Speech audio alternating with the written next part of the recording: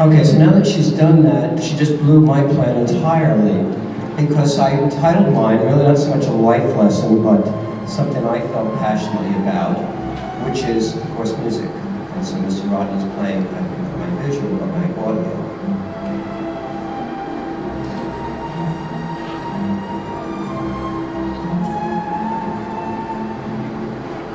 So what have I just done? I've given you a lesson in listening, okay? This music speaks to me so much.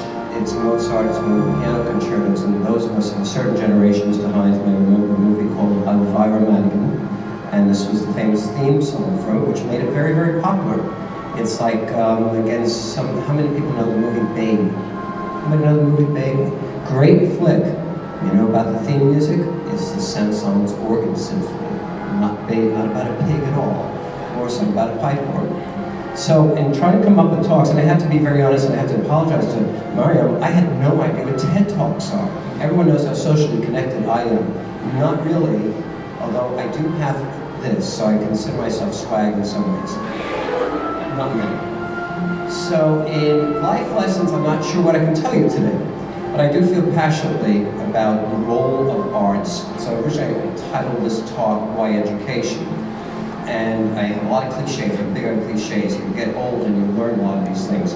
Alfred North Whitehead once said, the purpose of liberal education is to learn how to live, not how to make a living.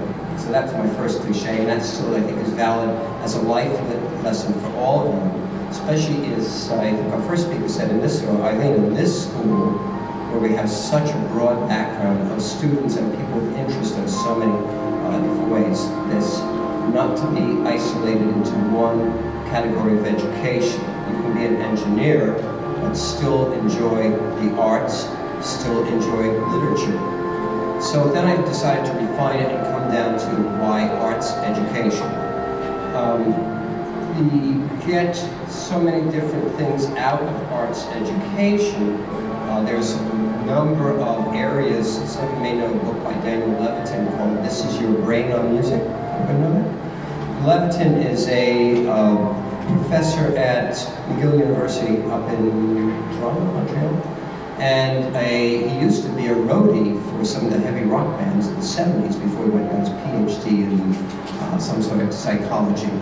And in this book, he explains how music stimulates so many different types of parts of the brain. It's not that Mozart effect just on the right side. And not being a good scientist, I can't begin to tell you the difference between cerebellum and the subcerebellum and the frontal lobe, but his book did. In fact, I had to read it twice so I could understand it a little bit better. How music will stimulate all the different parts of the brain, and in fact, it's thought that music may have preceded language. So instead of taking Mrs. Shea's courses, don't worry about the English classes, just come and take more music classes. You'll get more out of it. I didn't say that, did I? Publicly. But again, I think so many of the people here in this building, and certainly in this audience, are looking to be well-rounded. I'm not sure you can call yourself well-rounded without some sort of education, indoctrination in the arts.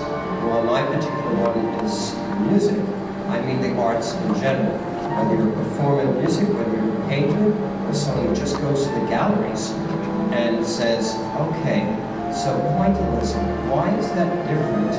And why is the style of Impressionism and pointillism different than what's 100 years before? And of course, some of you technocrats might know from an invention around 1838. Anybody know a technological advance about 1838 in France? It's called the camera. Okay? So once the camera was invented, it was no longer necessary for artists to try to paint absolutely realistic portraits of people, of houses, of scenery, because the camera could do it a heck of a lot better. So we start expanding out into Impressionism, Pointillism, Cubism, and that's about as far as I can go with those labels. But you know what I mean. Those of you, how many in our art classes here at Richmond, how many? There's one for people, if you haven't seen the show, please go see it, because there's a life lesson. There's a life lesson to see what our students have done right there. And it was very impressive. So that if you take in the arts in that manner, you're certainly educating yourself, and you're being not just a performer, you're being a consumer of the arts, which means that people like me can still earn a living at some point in life, we hope. You also then get a different take on your approach to the arts. Mr. Hines, who's both of the same generation of teachers. I remember Lane Garrett, who graduated about 1998. Sorry, we're 68, she's 98. And there was a group called Boys to Men. Anybody ever heard of them, Boys to Men? Yeah, okay, good. So she and her girlfriends went to see it down at Capitol Center, which of course is no longer. And her dad, the guy, was sitting behind them, and he heard her say to her friends, you know, after having been with Mr. Frezzo, I just can't listen to this the same way. And you hear how flat they are over there? I loved it. I loved it. And anybody, how about the Mamas and the Papas? Who are fans of the Mamas and the Papas? Okay, let's see Ms. Schweitzer, okay? Go listen to them and see how flat they are all the time. All the time. Yet they still can speak to us. We can get past that because of the wonderful, wonderful sounds that they make. So, and this is a self-promotion. I guess I'm always self-promoting.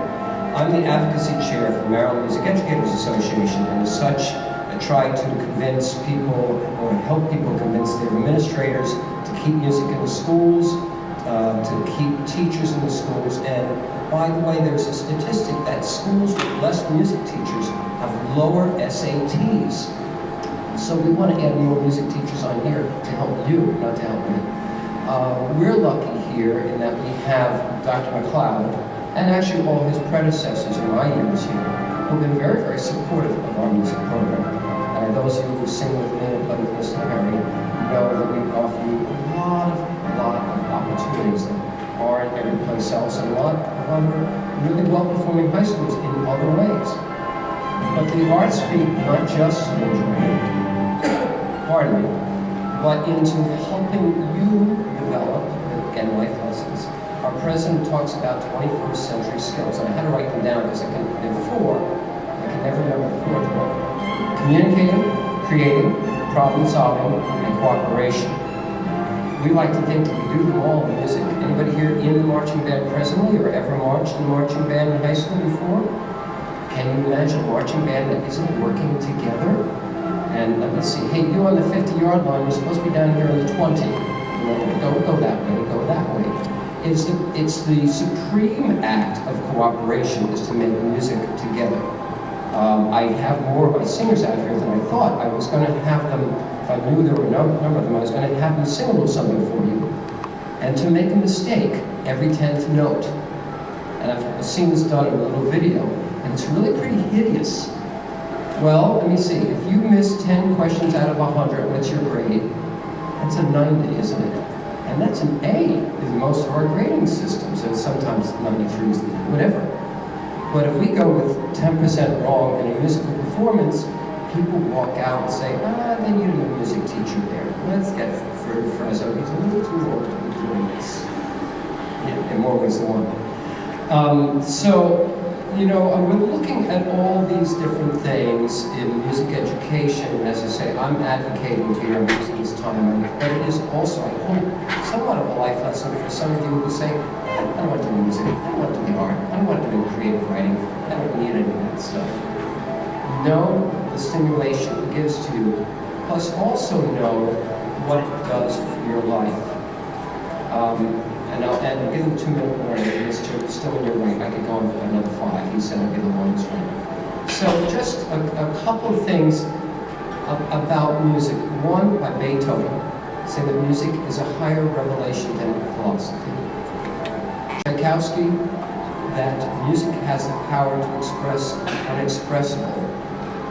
And lastly, in a different realm, Frezzo, anything over 5'7" is a waste of space. Thank you.